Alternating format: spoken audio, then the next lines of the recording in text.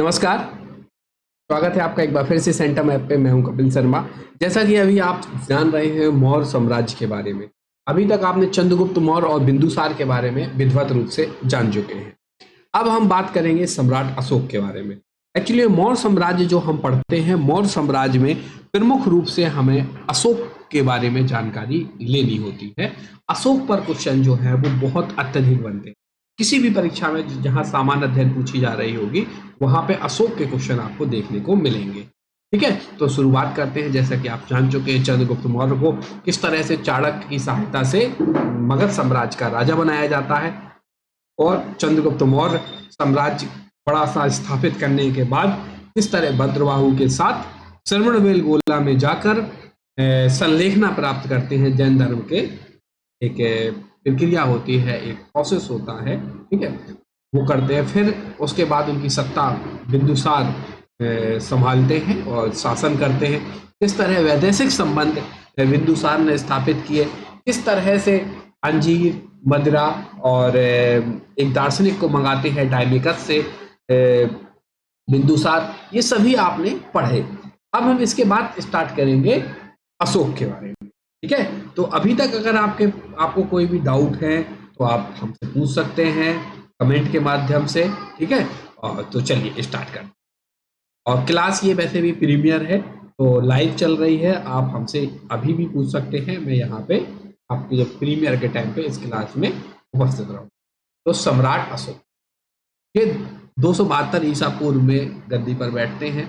272 से 232 ईसा पूर्व तक ये शासन करते हैं। अशोक बिंदुसार के पुत्र हैं। आपने देखा था बिंदुसार के समय पे 2 विद्रोह हुए थे, ठीक है, तक्षशिला में। इसमें पहले में कौन गया था, ये आपके लिए होमवर्क है, आप लोगों को कमेंट करके बताना है। पहले विद्रोह को दबाने के लिए कौन गया था, और दूसरे विद्रोह को दबाने के लिए तो अशोक गए थे, आपको मालूम।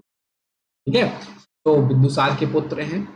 इनका वास्तविक राजअभिषेक 269 ईसा पूर्व में होता है। और इसके पहले अब बात आएगी मन में आपके कि इसके पहले अशोक क्या कर रहे हैं। तो इसके पहले अशोक जो है वो उज्जैन के राज्यपाल थे, और उज्जैन में शासन कर रहे थे। आज आप राज्यपाल जानते हो, प्रत्येक राज्यों में एक राज्यपाल होता है, ठीक है, तो उसी प्रकार उज्जैन में राज्यपाल थे सम्राट अशोक। ठीक है? सम्राट अशोक के लिए अलग अलग कहानियां हैं। जैसे कि आप सिंघली की अनुश्रुति पढ़ेंगे, उसमें आपको मालूम चलेगा सम्राट अशोक ने अपने 99 भाइयों की हत्या कर दी थी और राजगद्दी पर। इस तरह से आपको कहानियां मिलती हैं। उसी अनुसार बोधि वंश है, और तारानाथ आज के हमारे आधुनिक काल के इतिहासकार हुए, उनके अनुसार महाबोधि वंश और तारानाथ के अनुसार कहा जाता है कि सत्ता प्राप्ति के लिए भाइयों में गृह युद्ध हुआ। ठीक है, और गृह युद्धों में इसमें सम्राट अशोक जो हैं वो उन भाइयों की हत्या करके साम्राज्य को स्थापित करते हैं और सत्ता प्राप्त करते हैं। तो विभिन्न विभिन्न बातें हैं, ठीक है, और एटलीस्ट फाइनल में यही निकल के आती है बात कि गृह युद्ध हुआ और आपस में भाइयों की हत्या की और राजगद्दी को फिरा। अशोक को देवों का प्यारा भी कहा गया है। अशोक को देवों का प्यारा कहाँ क्या कहा गया है, अशोक का एक अभिलेख है, उसमें लिखा मिला है देवान प्रिय, देवान प्रिय प्रियदसी। इसका मतलब होता है देवों का प्यारा। आप अशोक की लाट देख रहे होंगे पीछे, आप आज पढ़ते हैं ना अशोक की लाट, ठीक है, ये अशोक कहाँ से ली गई है, कैसे ली गई है, इसके बारे में हम विस्तृत अभी चर्चा करने वाले। अशोक का नाम जो है अशोक था, इसके बारे में भी हमें कुछ अभिलेख हैं। जैसे कि आपने एक अभिलेख में देखा कि देवान प्रिय लिखा गया, देवों का प्यारा, तो उसी प्रकार इनका नाम अशोक ही है। इसके बारे में हमें जानकारी कुछ प्रमुख अभिलेखों से मिलती है, जो कि एक मास्की, गुर्जरा, नेट्टोर और उदय गोमल है।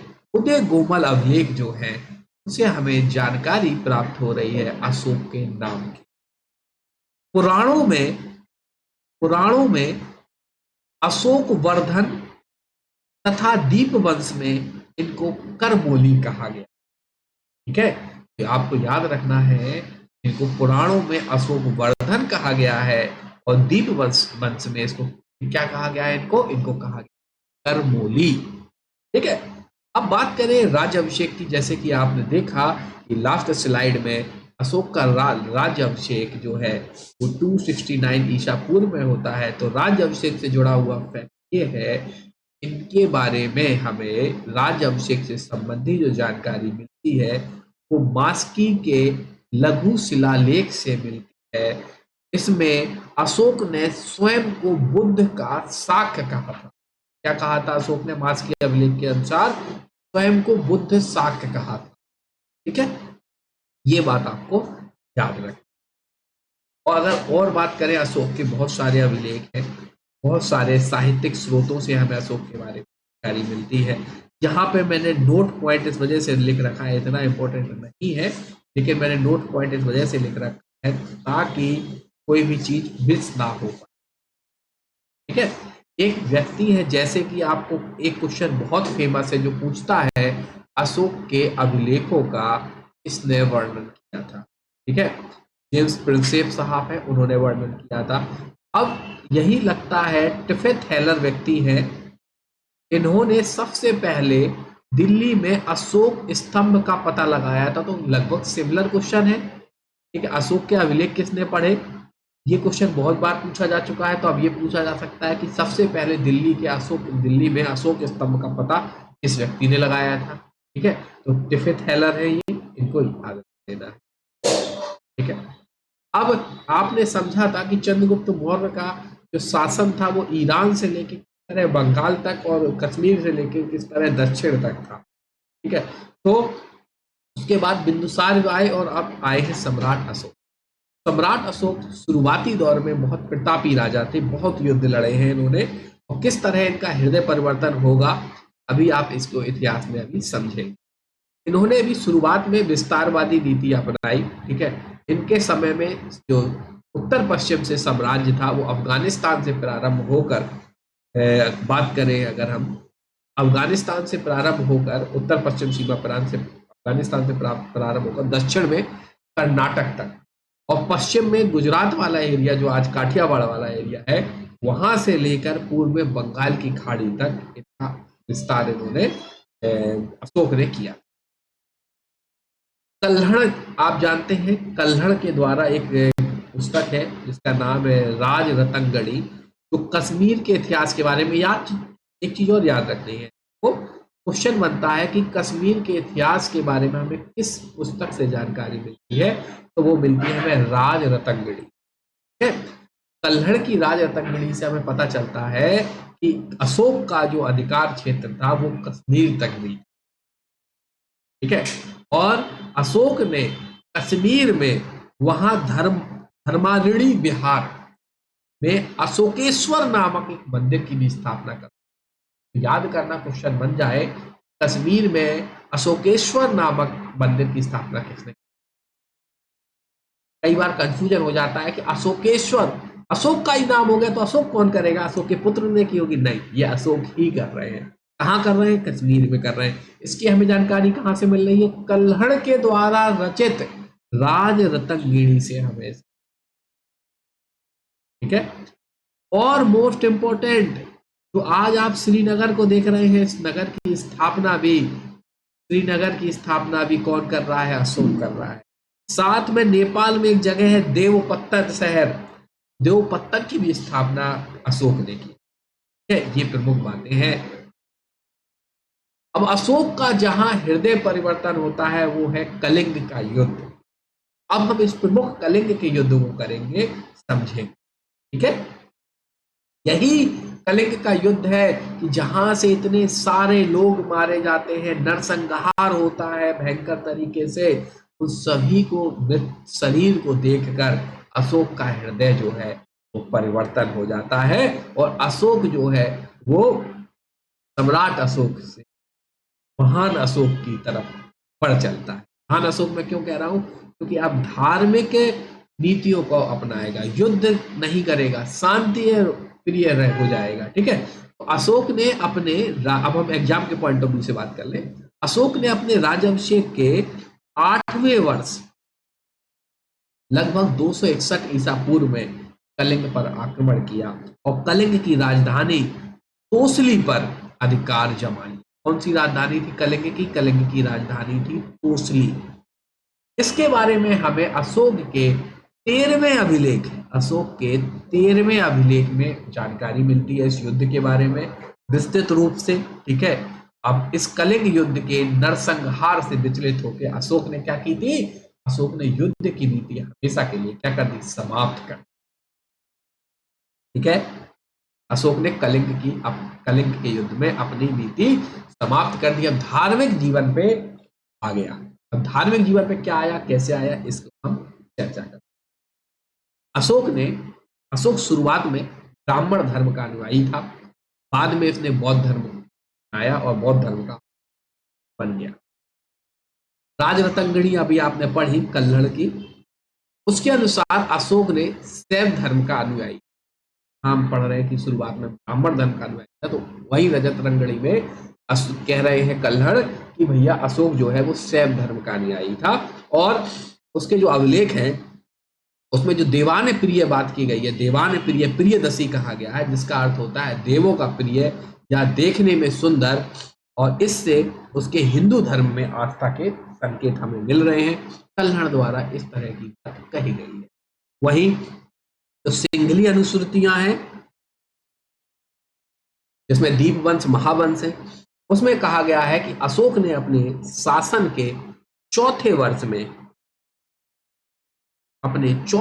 में बड़े भाई सुमन के पुत्र निग्रोध के व्यक्तित्व से प्रभावित होकर बौद्ध धर्म को अपना लिया। उनके बड़े भाई थे सुमन, उनका पुत्र था निग्रोध। जिस तरह से वो सिंपलिसिटी से जीवन यापन कर रहा था, बौद्ध धर्म को समझ के, बौद्ध धर्म को धारण कर तो उसको देखकर इन्होंने बौद्ध धर्म को अपना। मोस्ट इंपोर्टेंट बात आपको एग्जाम के पॉइंट ऑफ व्यू से याद करनी ही पड़ेगी कि बौद्ध धर्म जो अपनाया था, ठीक है, अशोक ने, ये किसने इनको बौद्ध मतलब अपनाए, मतलब कि धर्म के प्रेरित किया और इनको दीक्षा दी बौद्ध धर्म की? तो ये व्यक्ति हैं उपगुप्त। ठीक है, ये उपगुप्त नामक व्यक्ति हैं। इन्होंने, ये बौद्ध भिक्षु हैं, ठीक है, इन्होंने सम्राट अशोक को बौद्ध धर्म, ऐसा नहीं है कि सम्राट अशोक केवल फिर बौद्ध धर्म के लिए ही काम कर रहे थे, इन्होंने सभी धर्मों के लिए काम किया। अशोक ने आजीवक संप्रदाय है, वहां उनको रहने के लिए बराबर की पहाड़ियों में 4 गुफाओं का निर्माण कराया। ठीक है, जिनका नाम लोमेश ऋषि गुफा, कर्ण चौपार, सुदामा गुफा, विश्व झोपड़ी नाम दिया। तो याद रखना, लोमेश ऋषि गुफा, कर्ण चौपार, सुदामा गुफा, विश्व झोपड़ी का इन गुफाओं का निर्माण किसने कराया? सम्राट अशोक ने कराया। तो ये बात याद रखनी। अब इसके बाद अशोक के बारे में समझते हैं। अशोक ने अपने शासनकाल के 10वें वर्ष यात्राएं प्रारंभ। सबसे पहले ये अगर यात्राओं प्रारंभ में कहें तो बोध गया की ओर इन्होंने प्रारंभ किया, मतलब 10वें वर्ष जो गए ये बोध गया गए या जी। ठीक है, इसके बाद शासन प्रारंभ करने लगे किया अपना। फिर ये अपने राजाभिषेक के 20वें वर्ष लुम्बिनी ग्राम किया।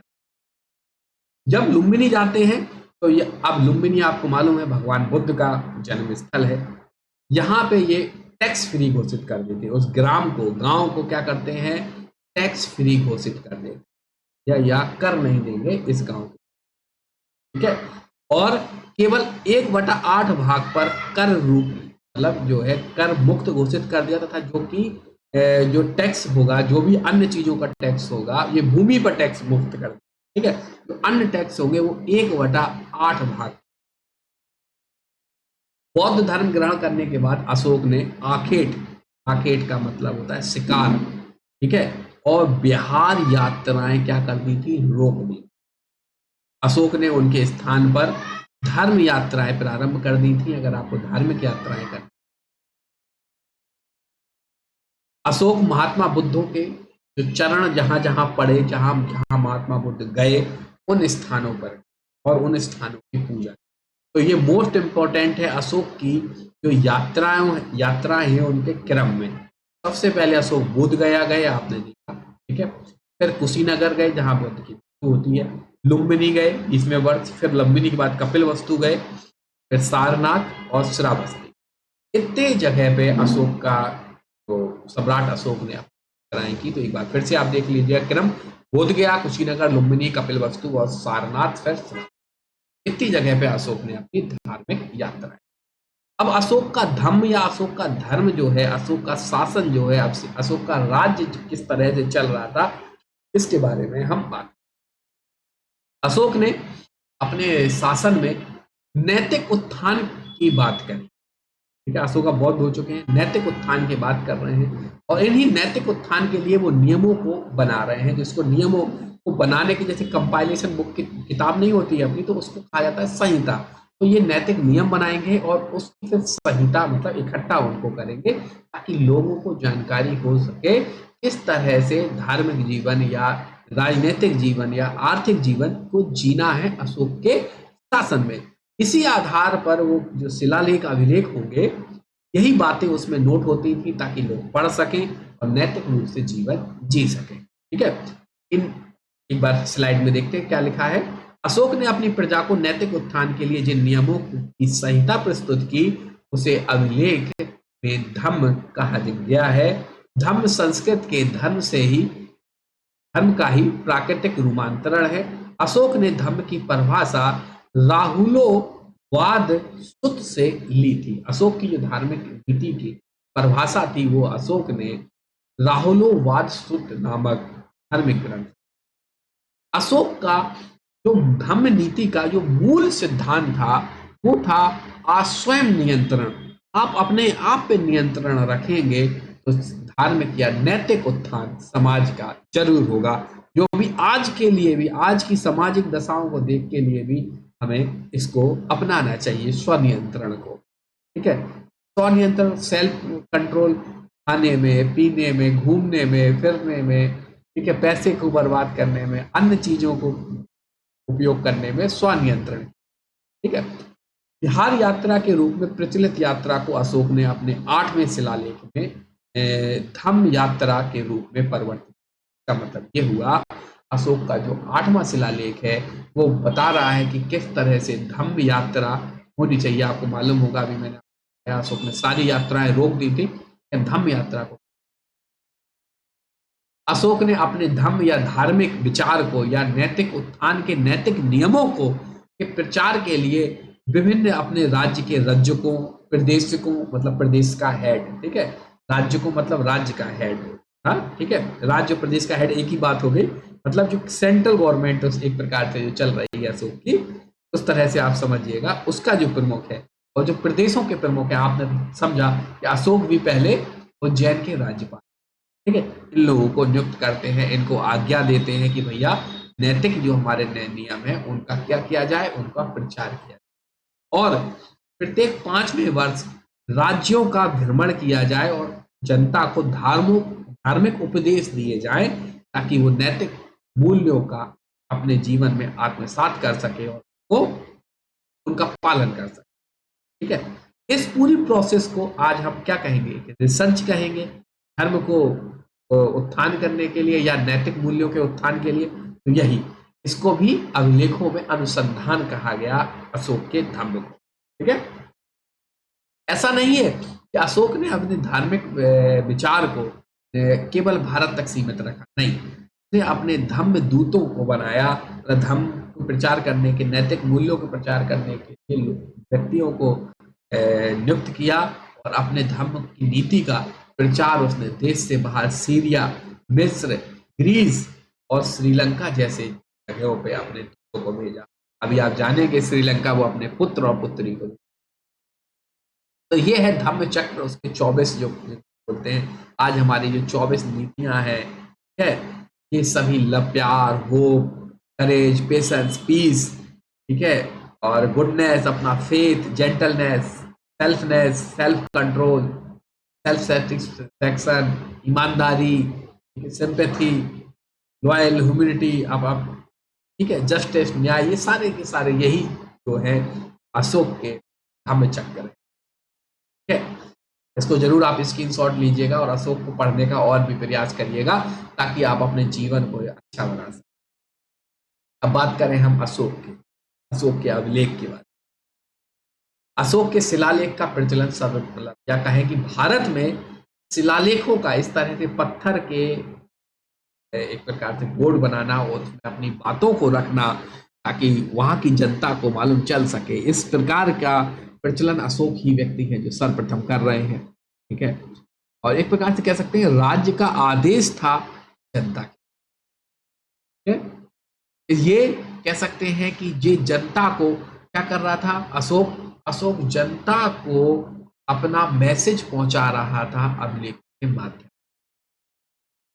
अभिलेखों को, जो जनता के को मैसेज था, अभिलेखों को 3 प्रकार, कौन कौन से हैं, इनको हम शिलालेख कह रहे हैं, स्तंभ लेख कहेंगे और गुहा लेख कहेंगे। शिलालेख इन्हें 2 वर्गों में बांटा गया, बृहद शिलालेख और छोटे शिलालेख, बड़े शिलालेख और छोटे शिलालेख। स्तंभ लेख में भी हमने बांटा है दीर्घ स्तंभ लेख और लघु स्तंभ लेख। गुहा लेख क्या है, ये गुहा लेख में गुफाएं हैं। ठीक है, गुफाओं में उत्कीर्ण है बातें कि अशोक के शासन से संबंधित। अगर हम बृहद शिलालेखों की बात करें तो बृहद शिलालेखों की जो संख्या जो हमें वर्तमान में प्राप्त है वो है 14, जो कि हमें 8 स्थानों से प्राप्त होते हैं। कुछ स्रोत हमें कहेंगे 7 स्थान भी, लेकिन मोस्टली जो एक प्रकार से सारे विद्वानों ने मान लिया है, स्वीकारात्मक है, वो 8 है। ठीक है, अब हम आगे समझते हैं।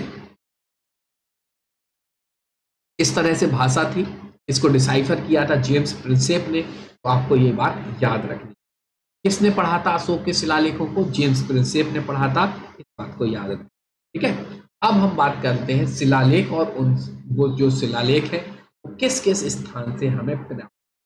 मोस्ट इंपॉर्टेंट है आप जो सहवाजगढ़ी अभिलेख शिलालेख है वो हमें पेशावर पाकिस्तान से प्राप्त, मानसेहरा हजारा पाकिस्तान से प्राप्त, कालसी देहरादून उत्तराखंड से प्राप्त, गिरनार जूनागढ़ गुजरात से प्राप्त हुआ, औली पुरी उड़ीसा से प्राप्त हुआ, जौगढ़ गंजम उड़ीसा से प्राप्त हुआ, सोपारा थाने महाराष्ट्र से प्राप्त हुआ, मास्की रायचूर कर्नाटक से, गुर्जरा दतिया से, याद है ना गुर्जरा, जहां पे नाम मिला था अशोक का, लिखा है ना, ब्रह्मगिरी मैसूर कर्नाटक, रापू बैराट राजस्थान, अहरौरा मिर्जापुर उत्तर प्रदेश, जटिंग रामेश्वर कर्नाटक,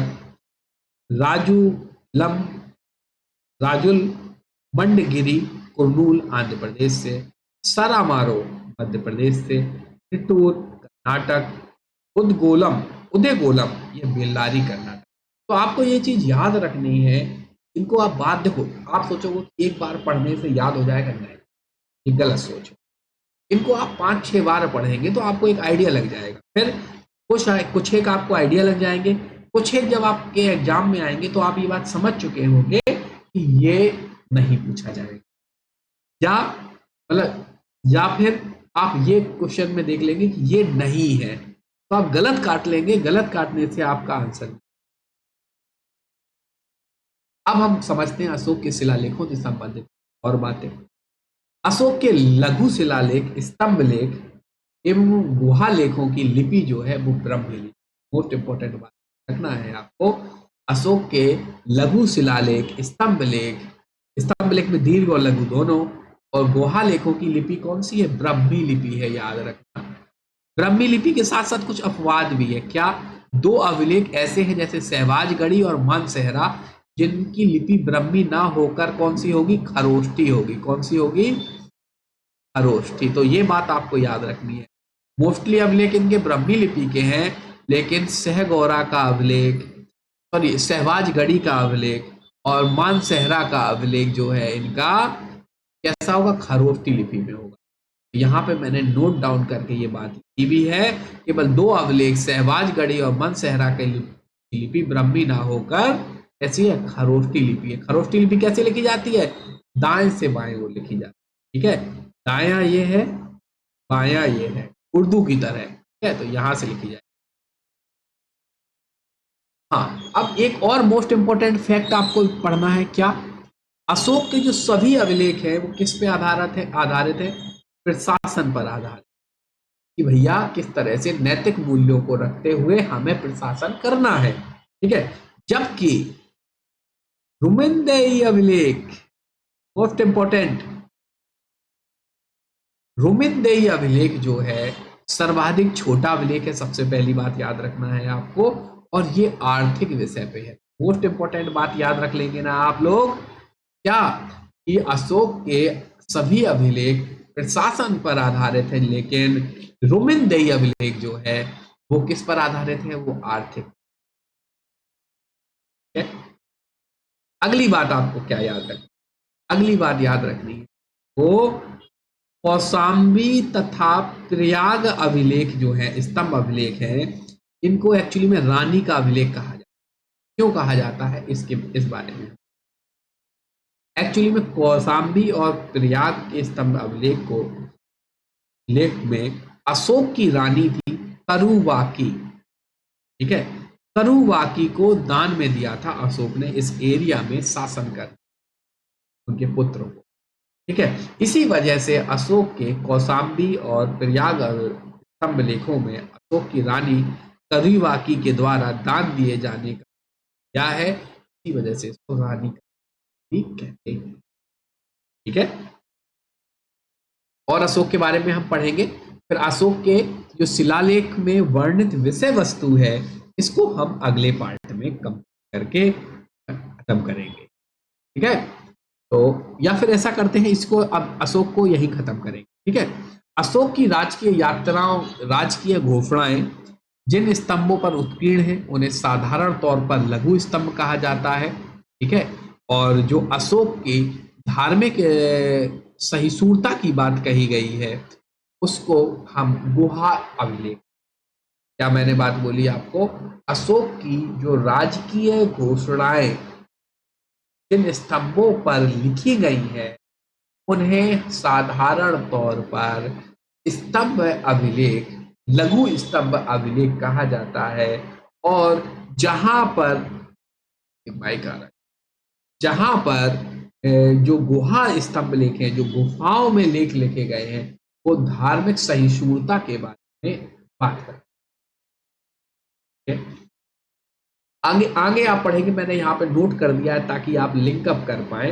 जब आप मध्यकालीन भारत पढ़ रहे होंगे तब आप पढ़ेंगे तुगलक वंश, उसमें एक सम्राट, एक सुल्तान हुए फिरोज शाह तुगलक, जो अशोक के स्तंभ थे जो मेरठ और टोकरा में स्थापित थे, ठीक है, उनको ये फिरोज शाह तुगलक मंगाएंगे दिल्ली, ठीक है। तो मैंने यहाँ पे बात आपको लिंकअप कर दी है कुछ मध्यकालीन भारत के इस स्लाइड में, ताकि आप वहां से लिंकअप कर पाए, ठीक है।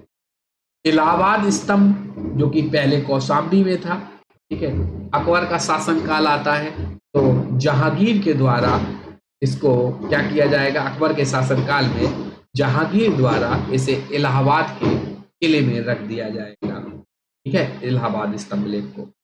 उसी प्रकार बिहार का एक जगह है चंपारण, जिसको रामपुरवा स्तंभ लेख के नाम से जानते हैं इस स्तंभ लेख को, ठीक है। और इसकी खोज जो करेंगे अंग्रेजों के शासन में आधुनिक काल में, वो कराइल करेंगे, ठीक है।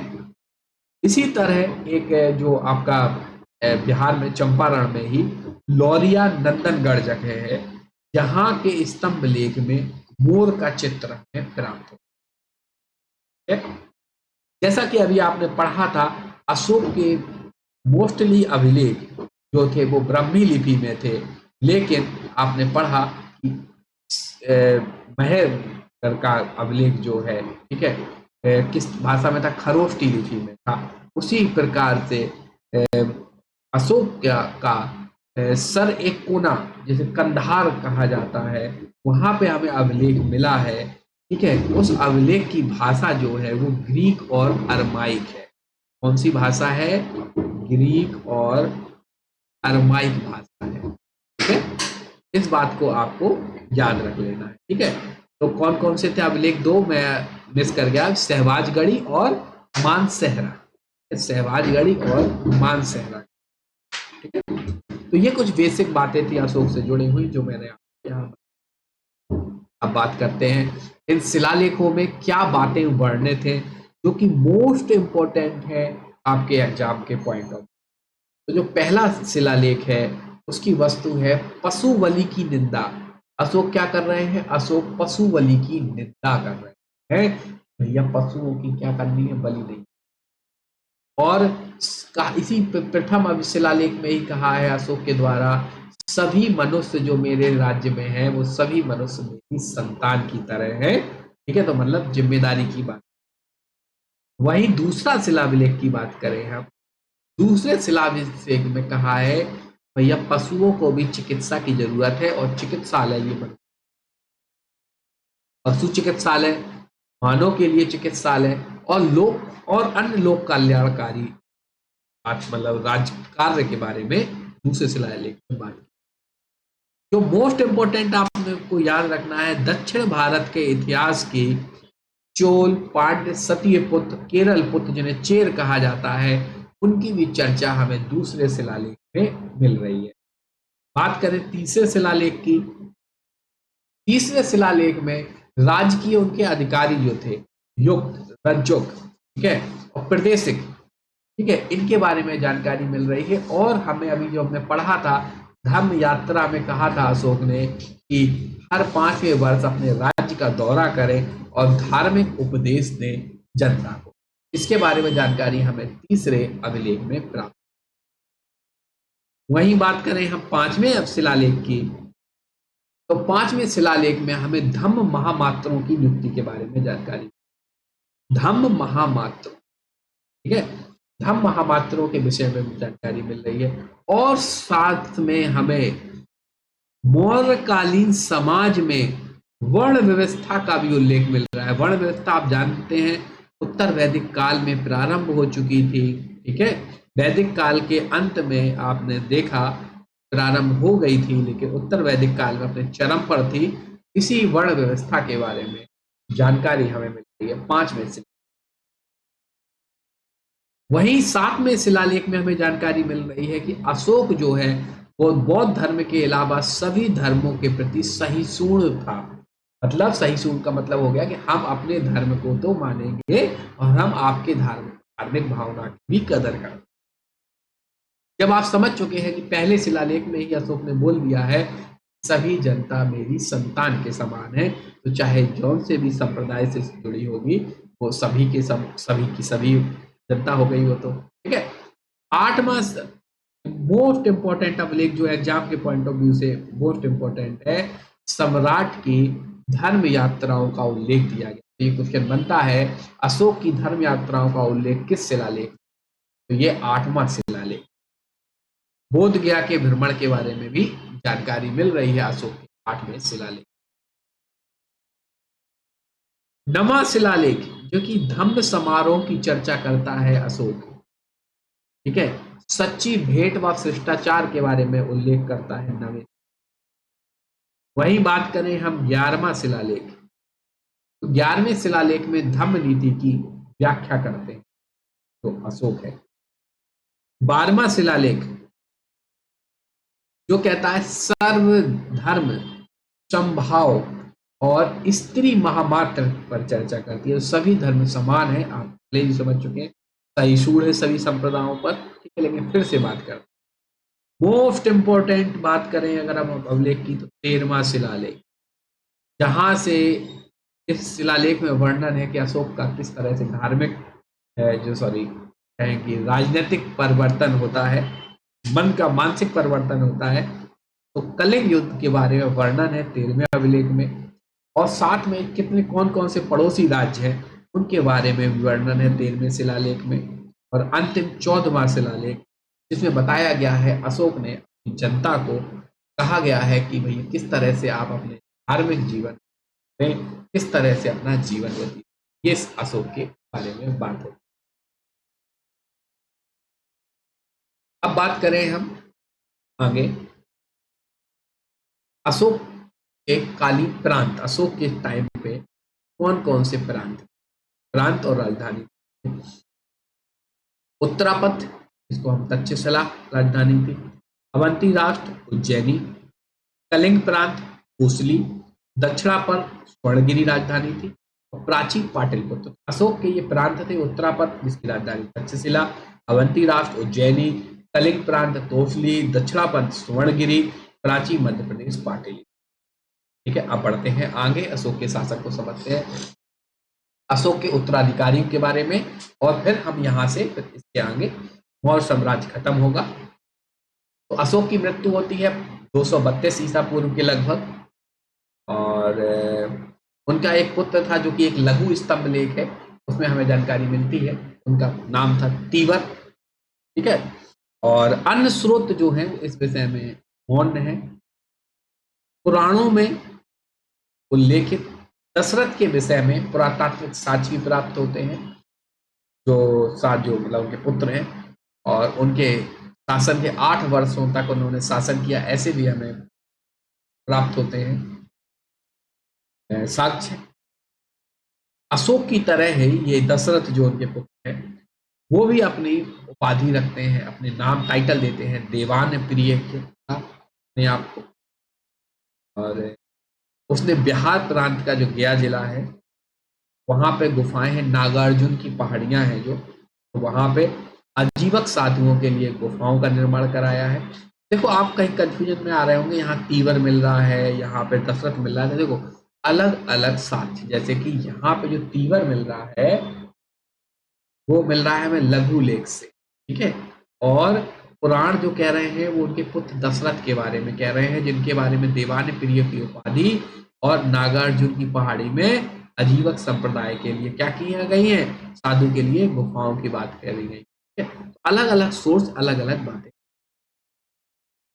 अब सभी पुराण जो हैं, सभी सोर्स कहते हैं कि भैया एक व्यक्ति थे वृद्धरथ, ये अंतिम मौर्य वंश के शासक, अंतिम मौर्य साम्राज्य के अंतिम शासक थे वृद्धरथ।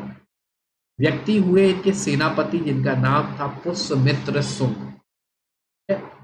पुष्यमित्र शुंग क्या करेंगे, इनकी मृत्यु कर वृद्धरथ। जब वृद्धरथ क्या है, सेना का निरीक्षण कर रहे थे, उस दौरान धोखे से इनके सेनापति क्या कर देते हैं, और यहीं से मौर्य वंश जो होता है तो समाप्त हो जाता है। और ये अपने क्या कर रहे हैं, मौर्य वंश समाप्त हो जाने के बाद शुंग वंश की स्थापना। ठीक है, अब मौर्य वंश से संबंधित प्रशासनिक व्यवस्थाएं से इस क्वेश्चन बन जाते हैं। ठीक है, मौर्य वंश के क्या प्रांत थे, सैन्य व्यवस्था क्या थी, न्याय व्यवस्था क्या थी, सामाजिक व्यवस्था क्या थी, इन सभी पर हम विस्तार से चर्चा आपसे अगले लेसन में करें। ठीक है, तो यहाँ पे हम इस वीडियो को रोकेंगे, अगले वीडियो में हम चर्चा करेंगे मौर्य वंश के शासन। तो थैंक यू, इस वीडियो को हम यही रोकते हैं। Thank you. हाँ, अगर किसी को कोई चीज समझ नहीं आई होगी तो आप कमेंट